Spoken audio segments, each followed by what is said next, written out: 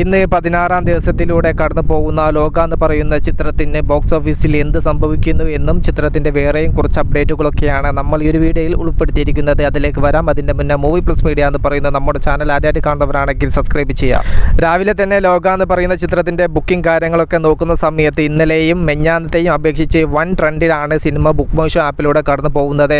ഇപ്പോൾ ഏകദേശം 12:30 സമയമൊക്കെ ആവുന്ന സമയത്ത് 8000-ന് മുകളിൽ ടിക്കറ്റ്സുകളാണ് പെർ അവറിൽ ബുക്ക് മൈ ഷോ ആപ്പിലൂടെ മാത്രം സോൾഡ് ഔട്ട് ആവുന്നത്. ഒരു 1 മണി 1:30 ആവുന്ന സമയത്ത് 9K 10K റേഞ്ചിലേക്ക് ചിത്രത്തിൻ്റെ ടിക്കറ്റ് വിൽപ്പന ബുക്ക് മൈ ഷോ ആപ്പിൽ എത്തപ്പെടുമെന്നാണ് നാം പ്രതീക്ഷിക്കുന്നത്. ഈവനിങ് ആൻഡ് നൈറ്റ് ആവുന്ന സമയത്ത് വേറെ ലെവൽ. ഇന്നലെ 10 വരെയൊക്കെ ഇന്നലെ രാത്രി ടിക്കറ്റ്സ് ബുക്ക് മൈ ഷോ ആപ്പിലൂടെ സോൾഡ് ഔട്ട് ആയെങ്കിൽ ഇന്ന് ഈവനിങ് ആൻഡ് നൈറ്റ് ആവുന്ന സമയത്ത് 11ഉം 12ലേക്കും എത്തപ്പെട്ടാൽ അത്ഭുതപ്പെടാനില്ല.